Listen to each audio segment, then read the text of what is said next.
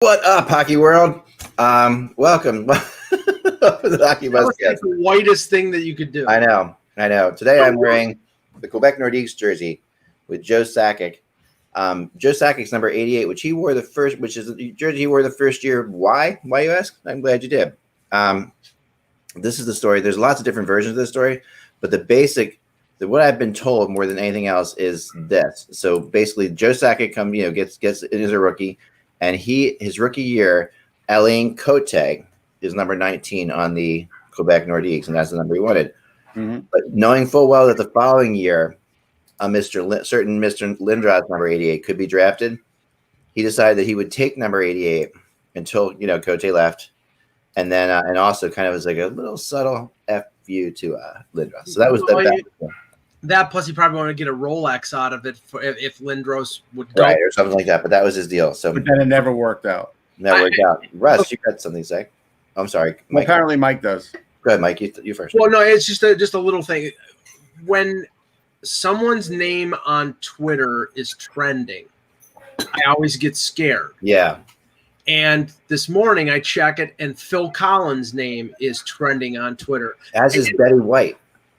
Right. Well, I don't know about Betty White, but I'm just saying Phil Collins was trending, and I'm like, okay, it's not his birthday, although I don't know when his birthday is, but I didn't think it was his birthday. Right. And then I looked, and it was actually pretty funny. And there's been a trend of these lately. You go onto YouTube and you see like a couple kids listening to music that we consider from our youth or from our 20s, and they're just hearing it for the first time. Yeah. And on Twitter, apparently a couple kids were listening to In the Air Tonight and just sort of grooving to it and really getting into it.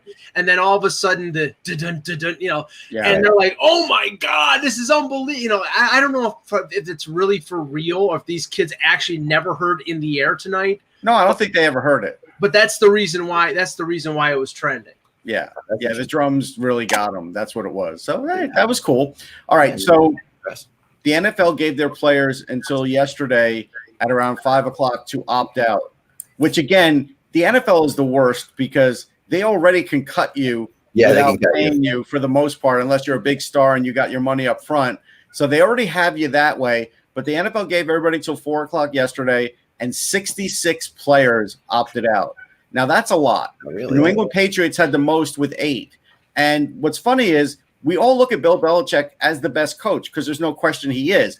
But also, if you've got to deal with all these other factors and then Bill Belichick, I would opt out too. And it was funny, Russ, because yesterday there was a lot of rumors based on statements that Tre'Davious White had made the previous day that he was going to opt out, and a lot of and I don't know how that they were all Bills fans or just idiots on social media, but a lot of fans out there were criticizing Tre'Davious White, and he responded like, "Excuse me, if I'm opting out, it would be because of my family." I saw that. I agree with him. And luckily, for the Bills, he decided he was going to continue on and play. But I don't blame these players that they did decide to opt out based on their particular family situation. Why? Only 3 teams didn't have an opt out. Will can a team still cut you? Go, Kev. That is a lot of players, but you're also dealing with more players.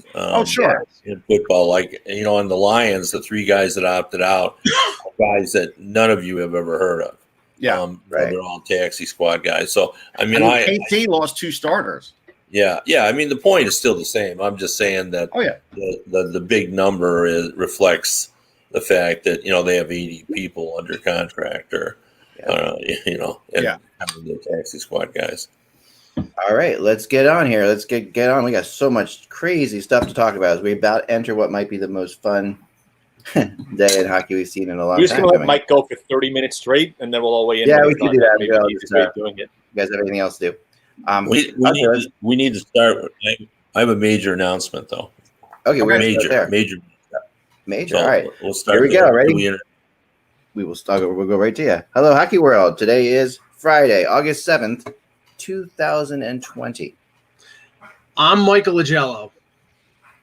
I'm Jan Levine, and looking forward to Michael Agello's rant. Russ Cohen from Sportsology. I'm Kevin Allen, and I'm also looking forward to Mike's rant. and I have a major announcement.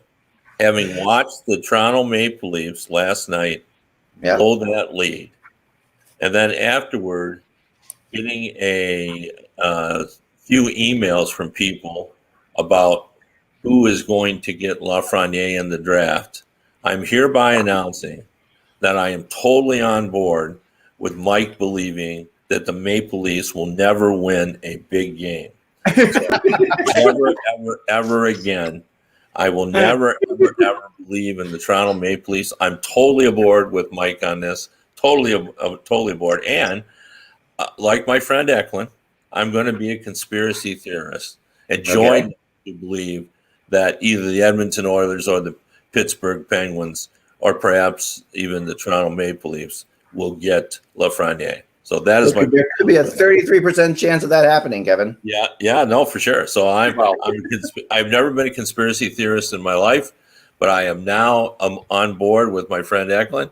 And August 10th, we'll know. Mike Costello has been right all these years, and I have been wrong. There you go. It's they just can't do it. They just cannot. That's got to make Mike feel good on one level. So I last night tweeted out in the middle when it went down 3-0 that this is exactly where the Blue Jackets won one of them. That the Blue Jackets had a history in the playoffs. A couple years ago against the Penguins, they fell down 3-0 in a bunch of games. Last year against Tampa in Game 1, they fell down 3-0. I was waiting for the text from you congratulating me. I did not want to congratulate you because I did not want to be responsible for this time saying, for this time things going awry. But I was so confident though that this was going to happen that I even went outside and played pickleball against my wife for an hour. Came back in to see the ending of the game. That's pretty confident. I mean, just an amazing thing, and they get Elvis going too. Elvis comes in and does a good job. I don't know. I'm Mike. What kind of job did Freddie Anderson do, Eck? Yeah. What did he do? I thought Anderson looked pretty good most. No, you know what? I don't care. You can. In my opinion, the biggest play that entire game was Tyson Barrie's penalty. That changed the entire momentum of that. Obviously, Elvis getting replaced. Barrie's penalty just opened the floodgates. I'm done with Anderson. He can never make the big save. Mike, I'm sorry. That's fine. I'm sorry. I understand for you, Russ. I understand the narrative on Anderson, but this game was not on Anderson. It really wasn't. Are any of the games on Anderson? He doesn't win. Yeah, yes. I mean, game 7 against Boston 2 years ago, he was terrible.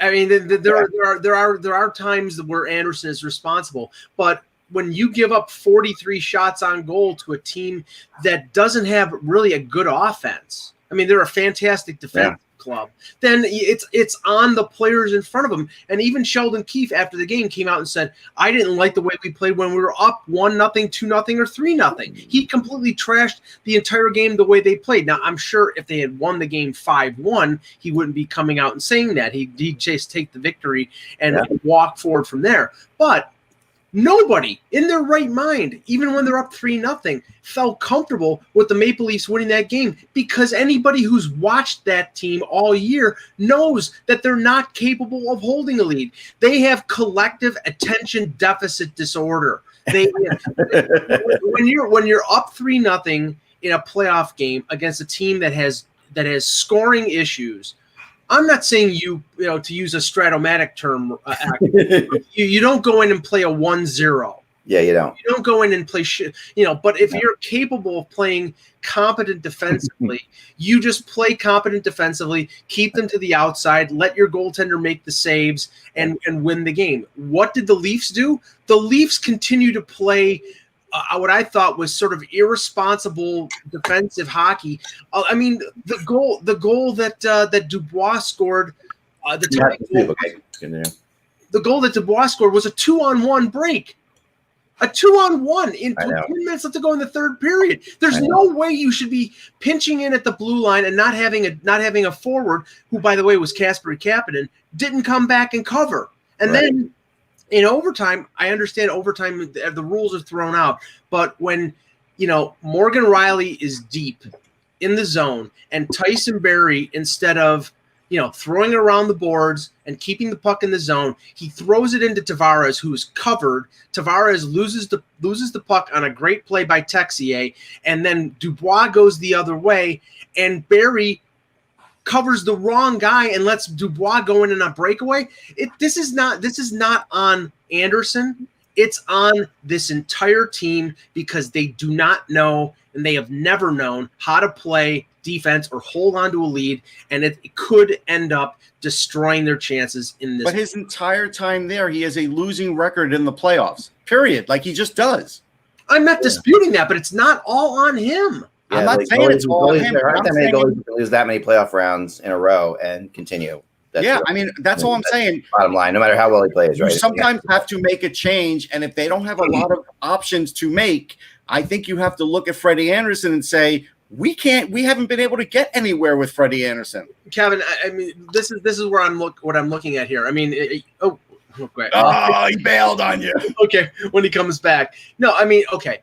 Something, and we're doing the postmortem right now, and the thing is that the series is not over. Not over. But more than likely, either tonight or on Sunday, the Leafs are going to find a way to lose. If they don't, I'm sure everybody in Toronto is going to be happy. But when they lose, because based on what's been going on the last few years, inevitably they will. What's going to happen is who is chiefly responsible, and to say that Anderson is chiefly responsible is just not right. It's not. This is a team that is flawed.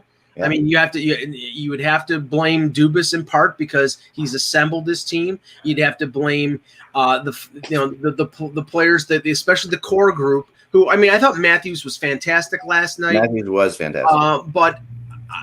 Other than the power play goal, which I could have put in, William Nylander has been, virtually invisible in 3 games.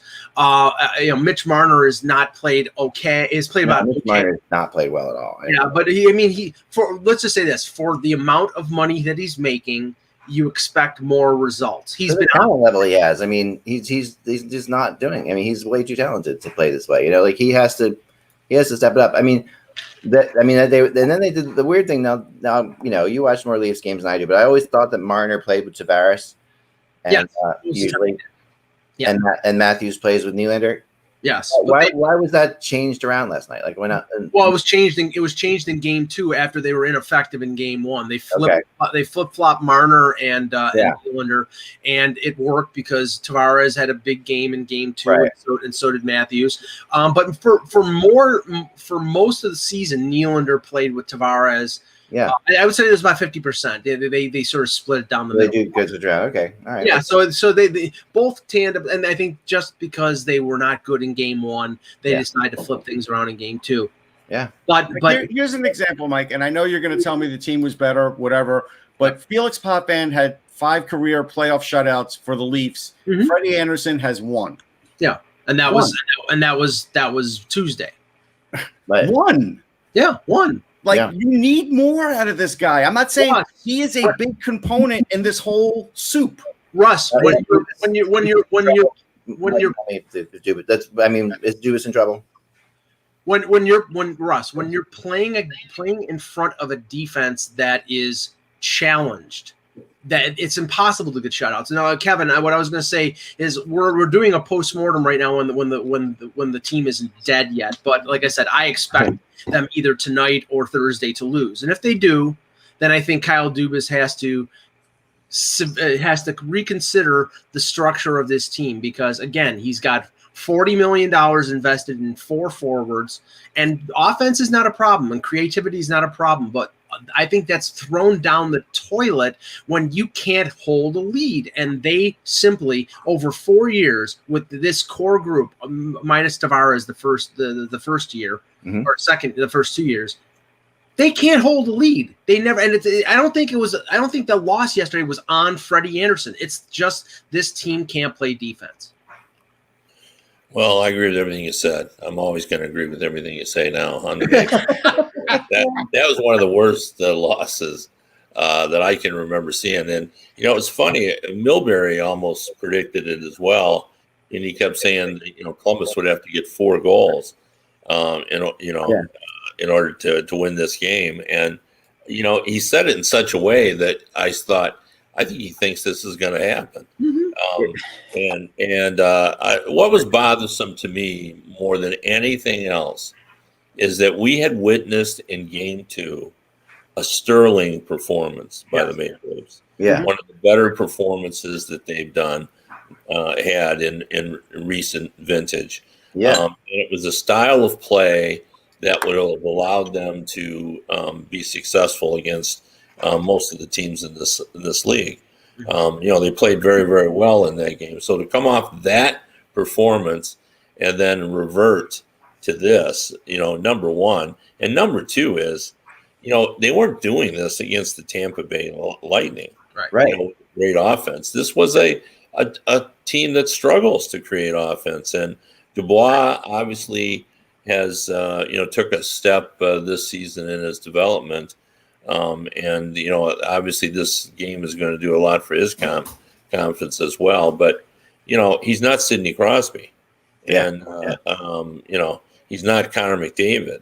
And, the Maple Leafs, they just laid as big an egg as you can lay in professional sports in this. And it was everybody's fault. Anderson certainly could have been better.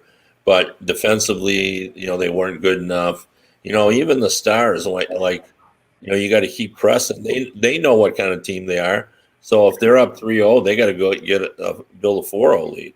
And they they got to keep going. And I thought they took their foot off the throttle. So that was just such a distressing game from the Toronto fan perspective. And I agree completely with you, Mike, that they really have to take stock about, the makeup of this team. Yeah.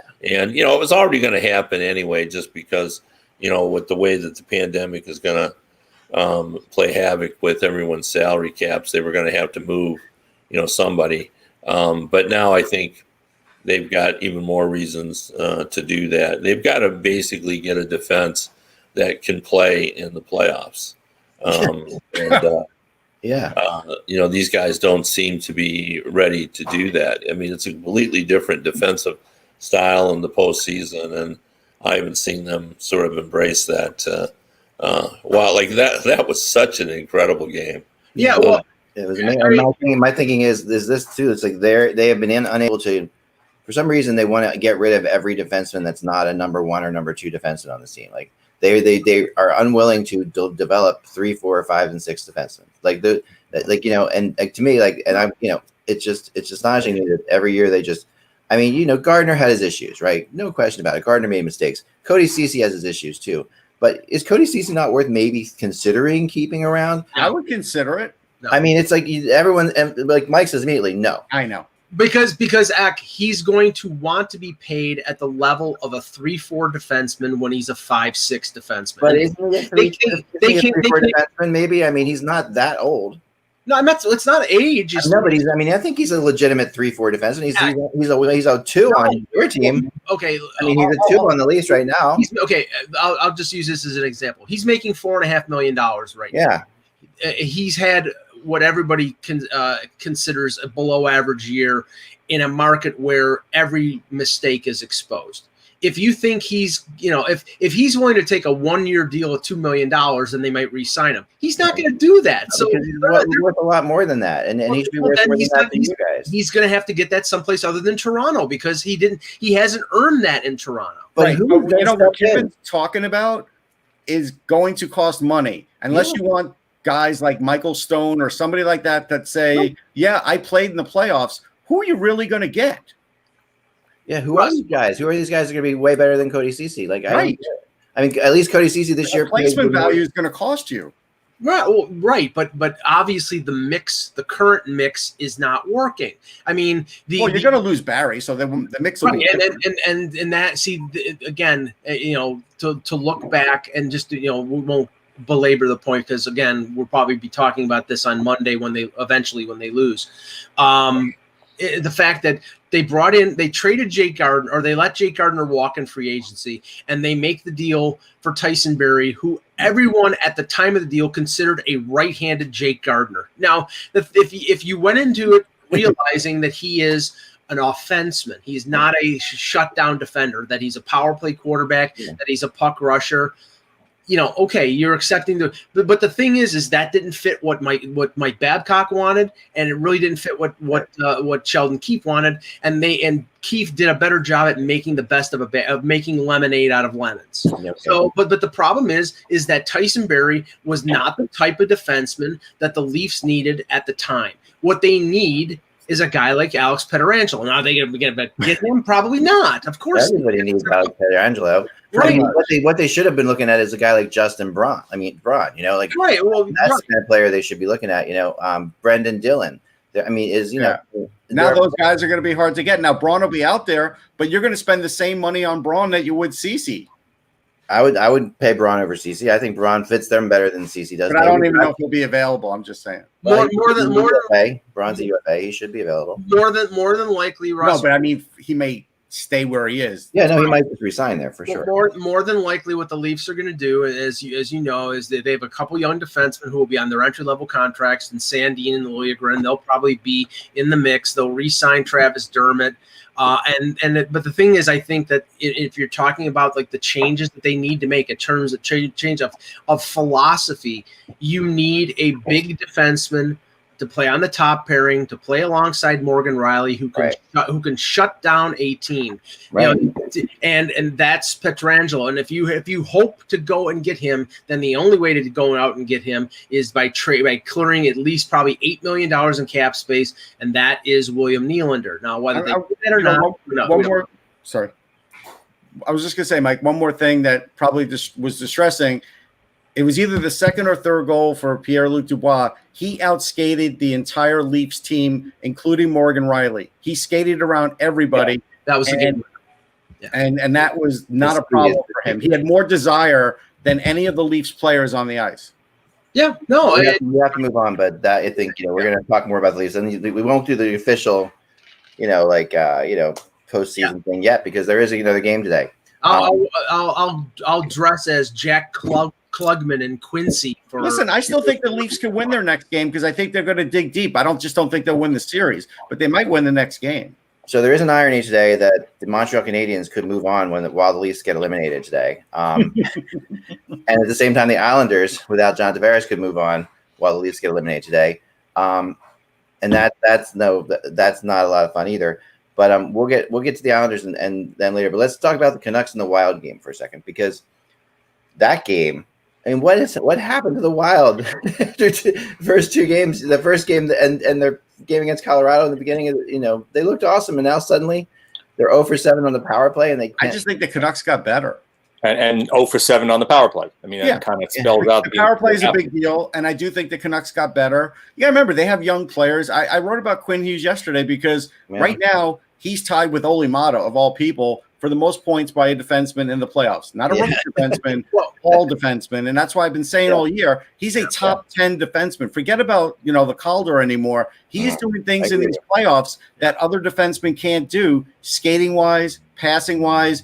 And that is a big force that is just getting better as the series goes on. So I think that's a factor. And Markstrom's playing great. Kevin, what are your thoughts on this series? Well, I agree that the Quinn Hughes factor has been enormous. In judging Rookie of the Year, I really factored in that, obviously the goaltending was terrific in Vancouver this season, and we do like their younger players. But the biggest difference in the Canucks this season was Quinn Hughes. Like, he changed everything with that team, and he's continuing to do it in the postseason. He's such a take-charge defenseman, and it's one thing to be a highly skilled defenseman, but if you don't have confidence, sometimes it becomes, your talent doesn't serve the team as well. Quinn Hughes has both confidence and, talent. Yeah. Like he just never entertains the possibility that he's going to make mistakes, and he makes them, but he keeps going anyway. So I think that's been a big difference, and obviously the power play has been a big factor. I think the Canucks now have a taste of it, and now all of a sudden they believe in themselves even more. I see. I looked at this series as sort of the mirror image of the Leafs and the Blue Jackets in the West, because you had the the defensive minded Wild against the offensively gifted Canucks, and it took a little while for that narrative to play out, but it has in the last 2 games. And honestly, Alex Stalock, I didn't think was very good yesterday. He made only 26 saves. If they don't go to Dubnyk now for Game 4, then something's wrong injury-wise. Right. They should make the change. They should make the change. I mean, I'm sure we're going to talk about it, Ak, but Pittsburgh is going to Jari in Game 4, and now with after Korpisalo gave up 3 goals in the game last night against the Leafs, Tortorella went to Elvis. Now I'd be surprised if Elvis isn't the goalie for the rest of the series for the Blue Jackets. So, I think that the Wild aren't out of this if they go to Dubnyk and they get a good performance. But really, the cream is rising to the top in terms of an offensive team who is scoring when they need to score and playing better defensively than I think a lot of people thought that they could. Yeah, I wouldn't throw dirt on the Wild just yet. I saw a lot out of Parisi still. I just think, and Fiala got pounded in that game, so maybe he comes back harder next game. There's still something there. Yeah, I think so. It's amazing how physical these playoffs have been, with the exception that game, that series especially. Yeah, the Edmonton Oilers and Chicago Blackhawks is the only series where they're just playing shinny out there, right? But the rest of the series are all, especially even the division seeding games. Like, they've been more competitive than I thought. They're turning into more competitive, I think, for the most part, as a whole. I still can't get excited about them. Right. But they really are physical. Like, some of the teams, like Philadelphia really cares. Yes, Philly, AV's got them playing the best they could play, no question about it. Yeah. And Kevin Hayes has been phenomenal in both games, in my opinion. Kevin Hayes has been tremendous in both games. But because the chat room wants me to say it, there was a point in that game where I felt like when the Capitals were down 3-0, then all of a sudden they did come out of their funk a little bit. Like, all right, now we're getting embarrassed out here. But the 2 big mistakes for them, you cannot put Kovalchuk with Ovechkin. It's horrible. Thank you. Kovalchuk was playing like he was a linebacker out there, and Ovechkin didn't know what to do. Like, he's like trying to be nice to Kovalchuk, and that line just doesn't work. I thought Holtby was fine. I think the coach stinks. I really don't. I think Reardon's got a problem getting these guys to focus. Yes, they play really physical. Yes, the hit on Provorov was dirty from Wilson, and the league didn't do anything. But I still don't think you saw a Capitals team that really was playing for a lot. And without Eller, without Carlson, I still think they weren't playing their best on purpose. The one takeaway I had actually thought Holtby had a pretty good game. I actually thought that game could have been 5-6-0 at one point in time if it wasn't for him. So if there's one positive to take away, is that Holtby played well. And granted, they missed Carlson tremendously on that blue line. Oh, yeah. Yeah, I mean, I'm sorry. The thing about the round robin games early on, I think that you, especially when you saw the way the Bruins approached it, they weren't invested in these games. Now, in the last couple games, I think when these teams see, okay, we can get the number 1 seed if we just play one big game. And with a lot of upsets out there, it might be good to get that. Yeah, the Golden Knights definitely put in a really good effort against the Blues. That was a tight game going into the third period, and then the Knights got the lead and won it 6-4. Yeah. I mean, that relegates St. Louis to either probably 3 or 4 in terms of seeding, and now Vegas has a chance to be the number 1 seed. That's going to be beneficial for them in the St. Louis care. I don't think they do. No, I think St. Louis is the same as Boston. I think they think they can beat anybody. So what the hell? Yeah, perhaps. All right. I want to add one note from the Capitals that's totally unrelated to the competition, and Russ can file away and use it for future reference. I'm sure everyone has seen the video of Ovechkin's kid. He has a better backhand at age 3 than 50% of the people in the NHL today. Have you seen this kid? Yeah, I'm going to file that away. I haven't seen it. He is just ripping backhanders into the net. And he's like 2 or 3 years old. Well, we got to remember, Ovechkin's mother was an Olympic gold medal. She won a gold medal, right, for basketball. So I think he's I think been having watch videos of Sidney Crosby using his backhand. Yeah. I was totally enthralled with that video. Yeah. So he's the top-rated prospect in the 2035 draft. 2035 draft. There you go. Let's go for it. Flames and Jets.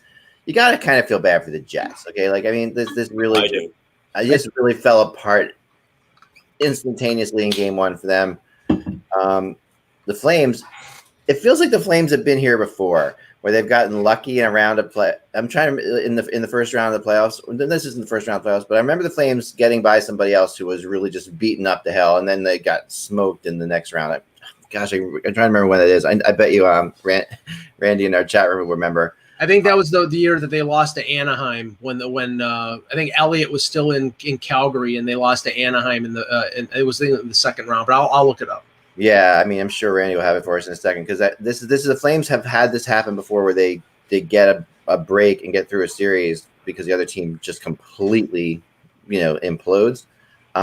So the Flames are going to be interesting in the next round because I mean Cam Talbot was good in this series. Yeah, he was better than really good in this series.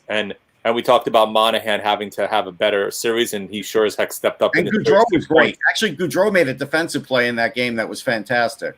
Yeah. I mean, the Flames are getting confident, and they were good. It was 2014, Randy. It was actually the Jets that went up in flames, ironically.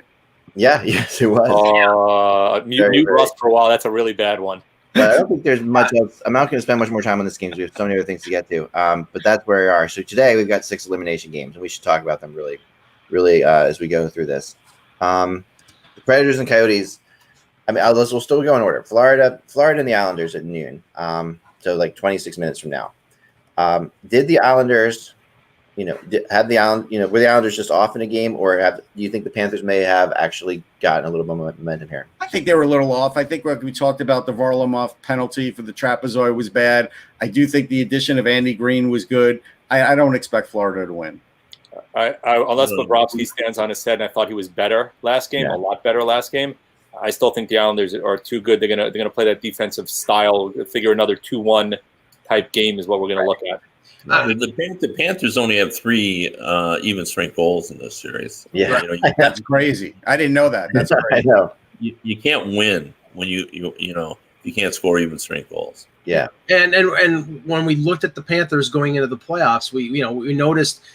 The top end of their lineup at forward is fantastic with Huberdeau and Barkov, but looking at the depth at forward, it's not a coincidence that Joel Quenneville had to use guys like Mark Pysyk and Mike Matheson on the wing this year because he didn't have enough forwards.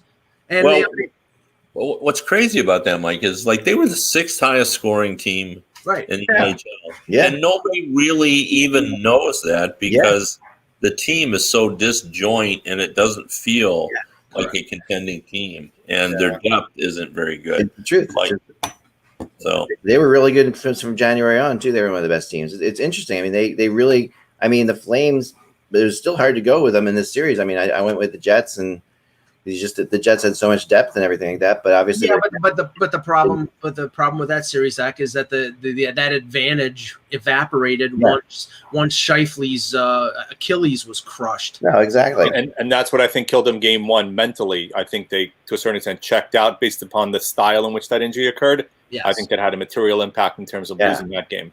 Now from there, we'll go to Arizona and Nashville at 2:30, which Arizona with a chance to put the series away. The big question, Kevin, in this one, and you might know better than anyone because you're tight with a lot of Predators people I know.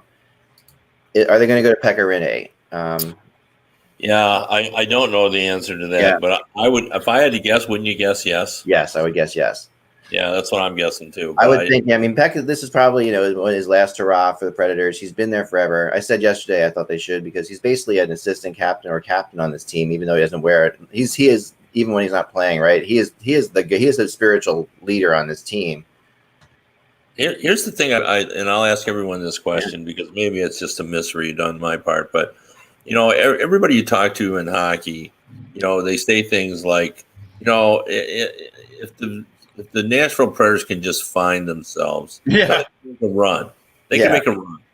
But I've been watching that team, all season, and I've watched them against Arizona. And even if they came back and won this season or this series, does it feel to you like they're a team good enough to make a run? Like I'm not seeing it. I don't like their offense. just isn't there. Their defense to me is just, it's three really good defensemen, and then there's a pretty significant drop off. Huge drop off. Yeah, I just don't see that they're as formidable as they were when they reached the final, and especially with the inconsistency of their their top players. Oh my gosh, they have players who go cold so fast and tend to go cold all at the same time. And that's what like. And we saw a little pulse out of Duchesne and Johansson, and then it went away. It's like I just don't get this team. I really. I mean, those three, those three, and it even rubs off on Forsberg, who tends to be streakier now than it used to be. I think he's going to see Forsberg try and win it himself again. I think he's going to try and do that again. Yeah. I mean, and you sit there and Romy. He needs to be more selfish, unfortunately. Yeah, I mean, if Arizona wins this. If Arizona wins this, I think you'll see changes in Nashville. I think you're going to see changes in Nashville anyway. They have to make changes, but I really do hope that they go with Pekka Rinne today, just because I think the guy deserves a shot to be the savior. Like he's been there long enough that he deserves this chance. The question is whether this will be the swan song for Rinne, because he's got another year left in his contract, but I think he may read the landscape and see that either they want to go with Saros, or with the goaltending market the way it is during this offseason, maybe David Poile decides, okay, I've got to get myself a new number one if I don't think Saros can handle it. Possible. And we know that Matt Murray or Jari will be out there. We know that Holtby. I think Holtby would be a good fit for this team. Would be a really interesting fit for this team. Yeah, but Nashville doesn't have the assets to trade anymore. I mean, UFA wise, do they have the money to do that? Even if they had the money, they don't have the assets anymore. Their system's not as deep as it used to be. Yeah, that's true. So that, I really hope they give him a chance. I do. But can we delve into, because last time Kevin was on there, I said we were going to ask him about the situation in Arizona. Yeah. I mean, I'm sure Arizona will be extremely pleased if they win this series and advance to the first round of the playoffs. But everything, there's sort of a pall that's been over that organization over the last week or so after the divorce with John Chaika. I mean, Kev, it was just a weird situation, and like we were talking about this on the show when it was announced. I find it hard to believe that the draft testing situation in a way didn't have something to do with this, because I know that they said it was him talking to the Devils or the Josh Harris group, but I have a feeling that that penalty that they may be getting could have something to do with it as well. Yeah, I don't know. I mean, people have suggested that. I have not heard. I have not. I don't even know now how to find John Chaika. I really would like to talk to him, but I would guess he wouldn't talk about it now, because I'm sure he is trying to get with another team. And there's some interesting aspects of this that have sort of kind of come out. Number one is that the job that he supposedly is interested in involves multiple teams. And what's interesting about that to me is I had talked to him earlier in the year for a story, earlier in the season. And he was early during the COVID-19, and he was talking about he had been talking to a lot of his friends in other leagues. Now, I don't know how many NHL general managers talk to GMs from baseball and basketball, but I guess it's not many. Right. And I was kind of struck by the fact that he really did seem to have a connection to, other sports and other GMs. And I kind of wondered about that. And, maybe he aspires to, to be, bigger than our little sport, that, his analytics would certainly work in other sports as well. And he's a mover and a shaker. He and his wife own 16 Wendy's. He owns another company as well. He's got a lot going on. And the other interesting aspect of this that's really been underplayed, I think, is that Chaika talked the guy into buying the team. That's the word on the street. Yes. Like he explained to him why this was such a good thing for him, and the guy really liked him. But you could see cracks right away. Like he wasn't in the Taylor Hall meeting. Right. When they went out to dinner. What And I've been told by a pretty good source that the reason Chaika did it the way he did was because that was the advice of the legal community. So for whatever reason, the legal community said, this is what you need to do. Well, Kev, do you think that the impending doom or whatever penalty the league is going to levy on the Coyotes played into this? Do you think that ownership maybe soured on Chaika a little because after they found out, because they clearly didn't know what was going on with the testing of the players, and there's still something that's going to occur with that hasn't yet? No, but, like how big could the penalty have been? Like what, financially, it could be huge if they actually went to the letter of the law. It would be what, $3 million, Mike? No, like 5. It was like 20 instances at least of 2, and the fine was $250,000 per instance. How many? I mean, do you really believe they're going to fine them $5 million? No. That's what the rule is. It'll be a collective number based upon the number of incidents, and they'll give them one blanket figure. And is this divorce basically? Is this the way that the Coyotes go to the league and say, okay, we've divorced, he's not part of the organization anymore, so give us a break on the fine? What about the draft pick implication? I think that the rest of the league is going to want to see some kind of impact to them in terms of picks. Right. And the other thing, and then we'll get off this. The other thing that was interesting was, that Chaika was in terms of wooing this owner into buying the team. And then the owner's son is extremely involved to the point of being involved in hockey operations. And there is some thought that involvement, that Chaika saw that and saw the potential limiting of his abilities to do what he wanted to do with the team, and that's why he started looking outside the organization. So I don't know if that's true or not, but that's been out there, and it'll be interesting to find out in the end, if we ever do find out, what the whole reason was for this. Yeah, Renaud Lavoie just had some breaking news. Leo Komarov has drawn in, so Tom Kuhnhackl is out. Okay.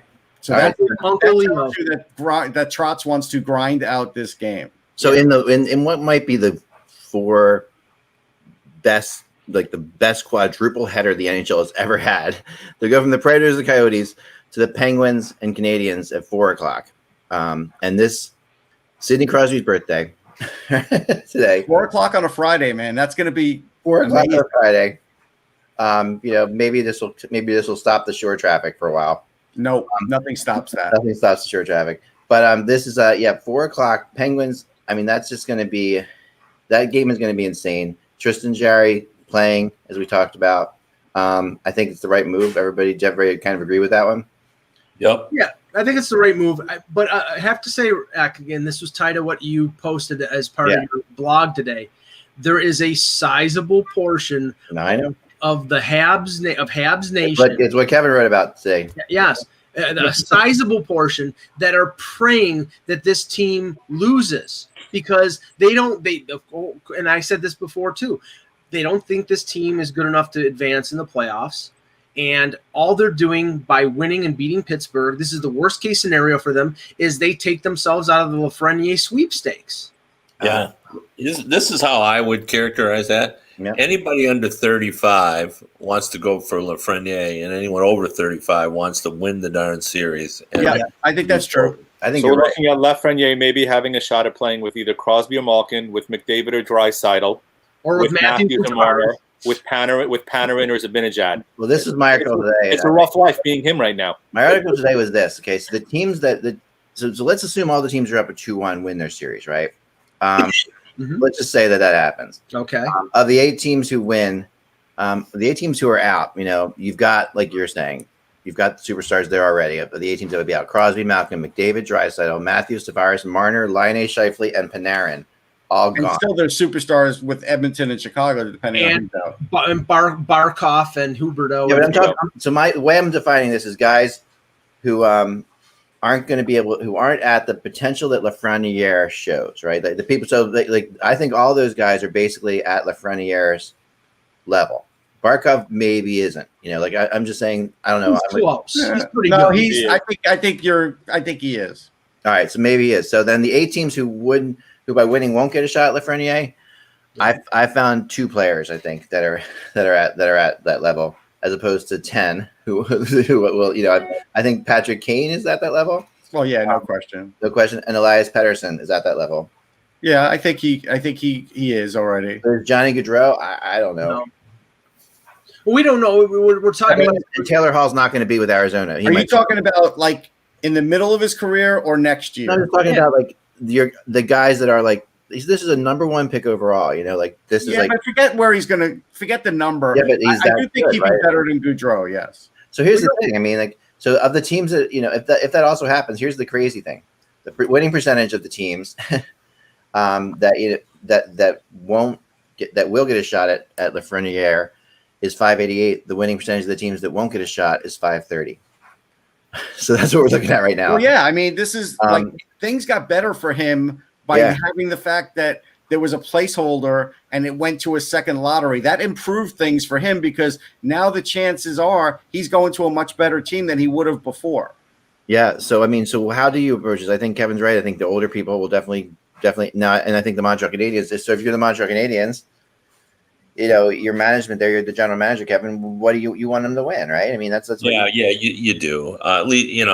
Because that's what sports is still all about. Exactly. But I've come around and I've written about this. Like it is now, there are 2 levels of rooting for sports teams now, especially in the NHL, where teams like Toronto and Buffalo sort of made it okay because, and if you think about it, it does make sense because even when your team goes bad, then it still allows you to have some entertainment and some fun.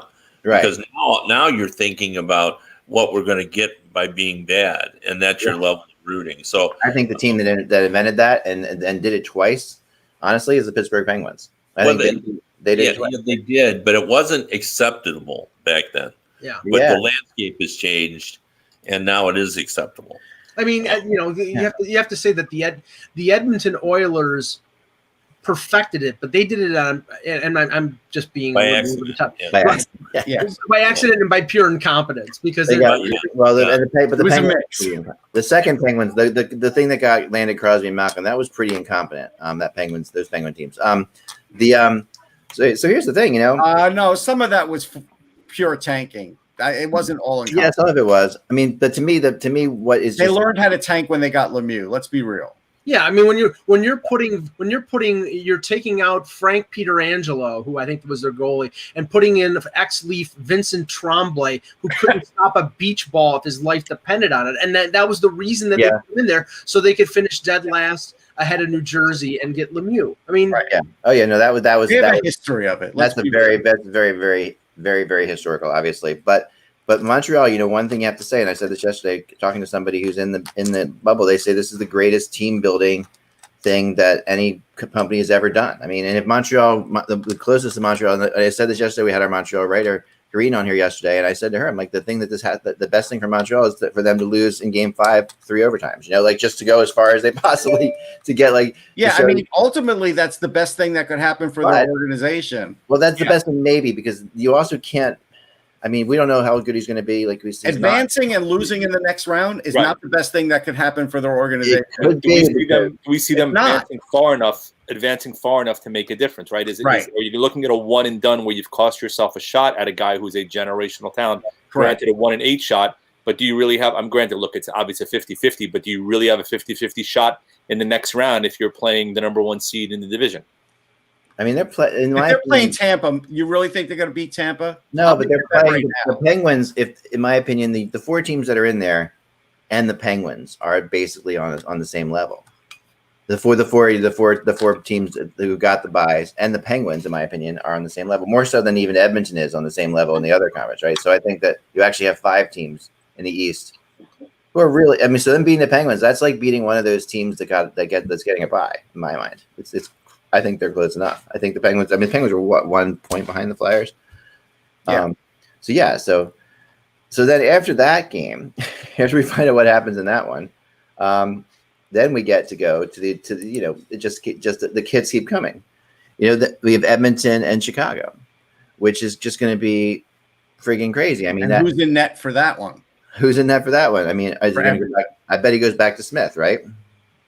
I don't think Koskinen cost them the game the other night. He wasn't good. That bad of a game. No, but he wasn't good either. That's the problem. 2 of the goals came off fluky deflections. Okay, did you walk away from that game saying Mikko Koskinen played well? No. Did you take away that Mike Smith has played well so far? No, he's so. It's the difference. I mean, who do you play in goal for Edmonton? I want to hear your opinion on it. Let Mike talk. It's the difference between death by strangulation and death by firing squad. It's the same thing, Ack. They're both flawed goaltenders.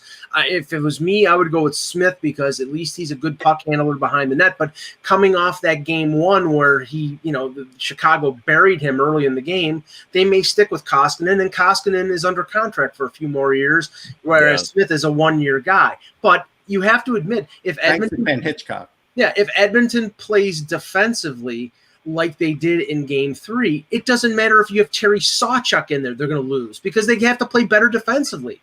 They really didn't play well in defense of their goaltender. And we saw from that game, where did they get their offensive production? From Draisaitl, from McDavid, and from nobody else. And that's been their problem for most of the year. They have some good other players. Yamamoto is good. Nugent Hopkins is good. Athanasiou is supposed to be good, but although I haven't really noticed them. But they have to have more than just those 2 guys, and they haven't proved that they can consistently get effort from anybody other than those 2. True. Kevin, what goal did you go with? I'd stay with Koskinen. Yeah. I don't think it really matters, but when you that's not a great answer either. No, it's true. It doesn't. But when you start switching goalies back and forth, right, that's disruptive of the team. That's fair. That's a good point. So I just stick with him because neither one of them, in my mind, is going to win the game for you. To me, here's the bigger point. Chicago has to win today. You do not want to put Crawford in back to back. You can't. I don't know what he's got to be exhausted already. I totally agree with that. This is for Chicago. This is game 7. Yeah, they've got to win this one. That's the craziest series, though. It is the craziest. Watch that, and it's not like any hockey that we're watching anywhere else. Exactly. It really is just it's like they're out on the lake. It's shinny. It's shinny. Yeah, really it's totally bizarre, and it's almost like first team to 6 wins. I wish the playoffs could all over could be like that, because then Toronto might have a chance to win. But when it comes to playing a responsible 2-way game, neither one of these teams are doing it, and they'll probably feel the ramifications of that when they come up against one of those top 4 teams in the next round. I mean, if Edmonton or Chicago come up against Dallas or St. Louis, they'll get suffocated by those teams. Yeah, they will. And so I've already given you the Islanders, Panthers, Predators, Coyotes, Penguins, Canadiens, and Oilers, Blackhawks. Now how much would you pay? But wait, there's more. Now after that one, we get the Maple Leafs and Blue Jackets rematch from last night, which is an insane thing to have that less than 24 hours later. Well, here's the debate that I heard on Toronto radio this morning. Is it better for the Leafs to be playing the game 24 hours after a major epic fail, or would it be better for them to have had the day off? And the opinion is that it could be better to have it right away, simply because they don't have to talk to the media 3 times and asking them what went wrong and why and what can you do to change it.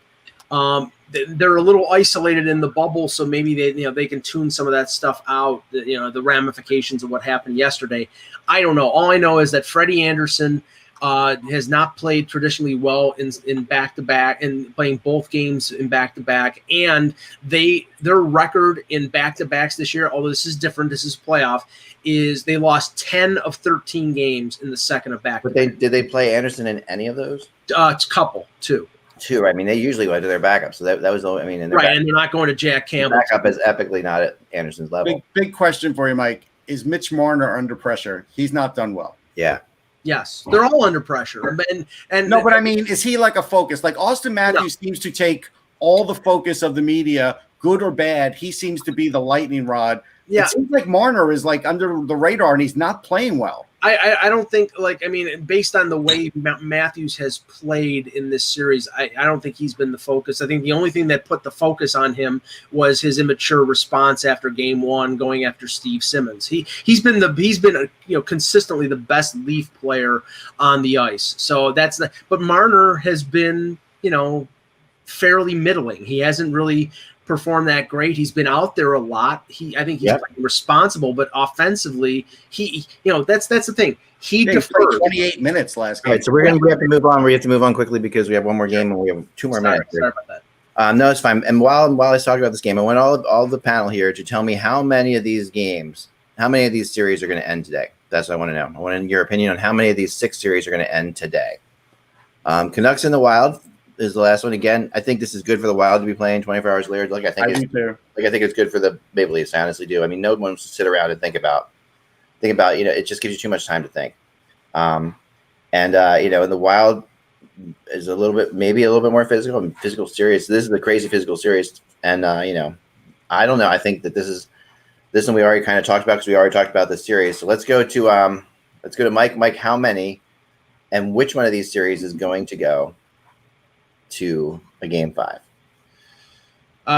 Okay. I think the Islanders will finish it off. I think the Coyotes will finish it off. I think that Pittsburgh and Montreal will go 5. Right. I also think Edmonton and Chicago will go 5, and I picked the Blue Jackets in 5, so I have to say the Leafs will force a game 5. So 3 of 6. 3 of 6. All right. Jan. So I think the Islanders finish it off today. I think the Coyotes finish it off today, and I think the Canucks finish it off today. Okay, so 3 of 6 as well. Russ? 1 of 6. The Islanders will finish it off today. That's the only ones. We got 5 going. All right, Kevin? Yeah, I got 3 as well. I think Vancouver, Arizona, and the Islanders. Okay, I'm with Jan pretty much. I'm gonna say 2. I'm not gonna say 1. I'm gonna say 2. I think the Canucks and the Wild will go to 5, and I think the Islanders and Panthers will go. I think the Islanders and Panthers will end, and I think the Canucks and the Wild will end today. Those are the 2 that I think will end. I think the middle ones will all get a game 5 out of, which we kind of want. We have to get game 5. Kev, before we end the show, I wanted to ask your opinion because the phase 2 of the draft lottery will be Monday. And we've talked about the teams that may get eliminated, may not get eliminated. In retrospect, do you think the NHL regrets having 2 stages and maybe they should have just waited until after the play-in round to have the lottery? Yeah, I bet they do. Just because they know what's going to happen if if you draw out the Penguins. I think the Rangers have caused outrage too, Kev. At this point, I do. Yeah, no, that's right. See, I think the one that will piss everybody off the most will be Edmonton. I think if Edmonton gets it, and with the 4 number 1 picks in 6 years. Yeah, I think that's the biggest one. I think right now they're rooting for Florida if they lose to get the number 1 pick to sit around. Yeah, I mean that would be good. That would be. It's not going to help their attendance. It's not. I think the least offensive to everybody would be if Winnipeg got it, simply because Winnipeg's pick was the one that ended up being the lottery pick. It was their number. If they would have kept the pick, or if they had a normal system, it would have been Winnipeg. So if Winnipeg won the lottery, I think that would be the least offensive to anybody. But the most offensive would be Edmonton, Pittsburgh, and then Toronto, of course. How about the Predators? What that would do for the Predators. That would be an interesting thing because they've never. I mean, it's been a while. I mean, they had their number 1 pick the first year they were in the league. It would help them, but you'd have to actually make sure that you let them play offense to be Lafreniere, because if you don't, he's going to be like every other offensive player that's ever gone there. Yeah. Well, it's going to be fun. Thank you, Kevin, for joining us. Thanks, everybody else, for watching. Remember, go to patreon.com/hockey and support the show. We'd really very much appreciate that. And my gosh, when we next talk to you guys, it'll be Monday. We'll know what the playoff matchups are, and we'll be getting ready for the draft lottery. There are no games Monday, right? Is that the case? No games. No games. Take Monday off. That's going to suck because we're all just so freaking addicted right now. I think we'll have enough to talk about. Yeah. It'll be crazy. All right, remember, guys, without the buzz, it's just hockey. Have a wonderful, wonderful weekend.